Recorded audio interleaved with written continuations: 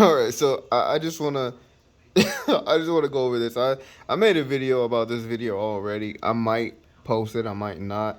It was something that took place.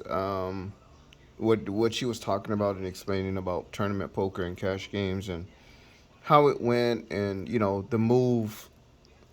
But at the end, I guess some hand history started to play, and this came up. Now I didn't watch it all, so we're gonna watch most of it together. But I just wanted to show this because there's a few hands that I played and talked about on this particular channel, and I still to this day, and I posted it like maybe 2 years ago, almost 3 years ago, and I still get comments on, oh man, dude, that was just a bad hand. You played it wrong, or you should never played that crap, or blah blah blah blah. Now I don't use solvers. I don't use solvers. I don't use all of that. Again, it's logical thinking.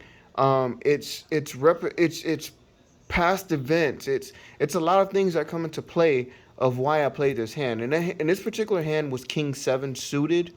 There was another one which it was Jack Deuce suited, which I did talk a little bit more about that. It wasn't such a great hand. I already know, but um, and I try to stress to these retarded people that that tournament play is a lot different than cash play. Yes, it's the same game, but there's a lot of things that play differently.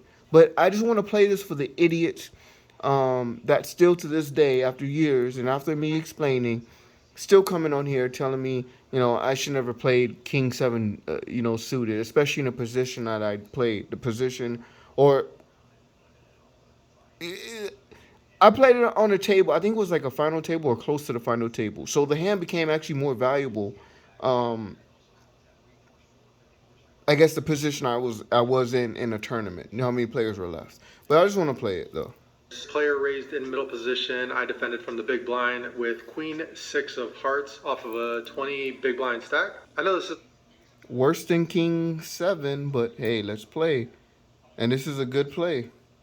But let's do the numbers here. correct play. This part is easy. Memorizing pre-flop ranges isn't too difficult. So defending for min with pretty much any suited hand is going to be the standard play here. So the flop comes 5-3-3 with two spades and one heart. I have a backdoor flush draw, backdoor straight draw, and I'm gonna play it again, but just that last little portion.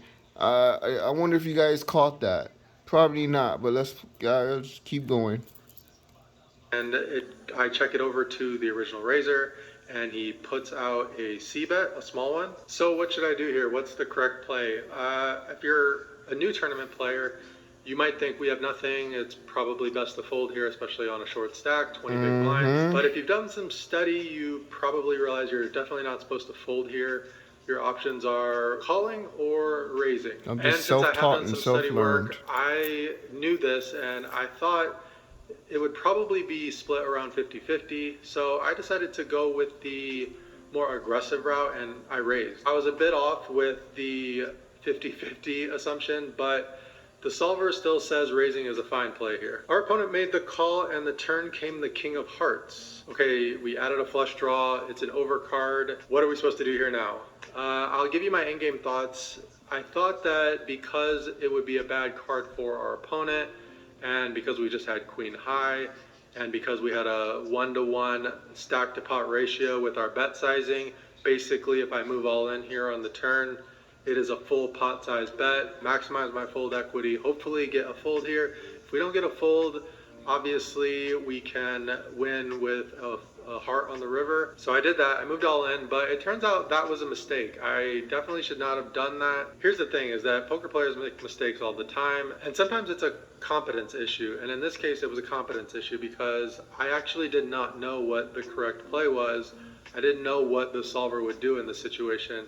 And after running it back, looking at GTO Wizard, it said that I should be checking here on the turn. And the simple truth is that 99% of poker players would not have known that after raising here and the King of Hearts comes on the turn, they would have not have known that this is a I would have definitely 100% checked check though. here on the turn. And that's totally I fine. You would don't have to be a solver nerd.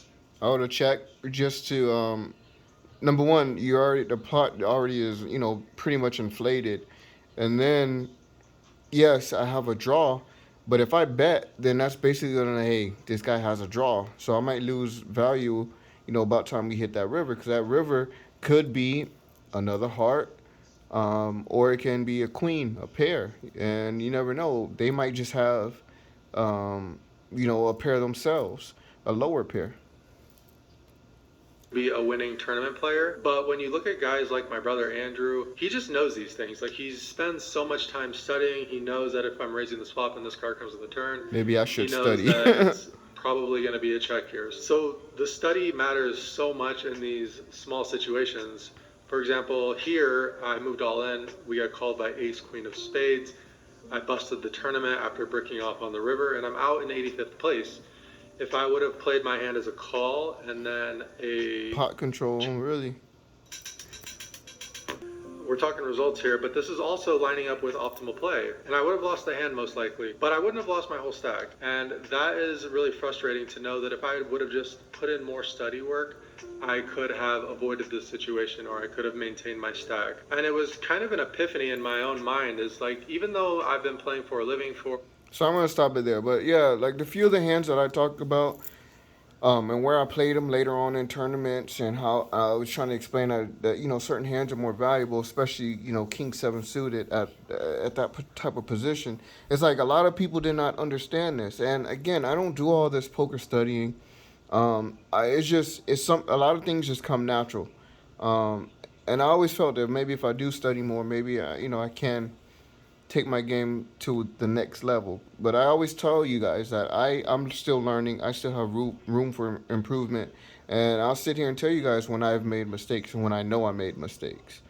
Um, and I even take some of your guys' criticism. But when I have people on here that swear they know everything and want to come on here and criticize and not really listen, then we got problems, because a lot, again, like I said, even in a previous video I explained, when we see pros playing worse hands than what I actually played, in my position, or worse off, in worse position, y'all don't sit there and call them name call and all this other bullshit. But someone like me do it, then it's supposedly I don't know what I'm talking about, or I don't know what I'm doing, when obviously so many examples I can show.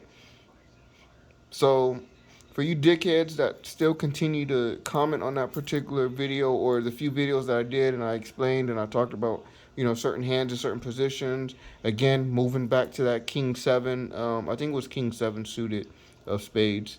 Well, there you go. Well, look at that. Look at that.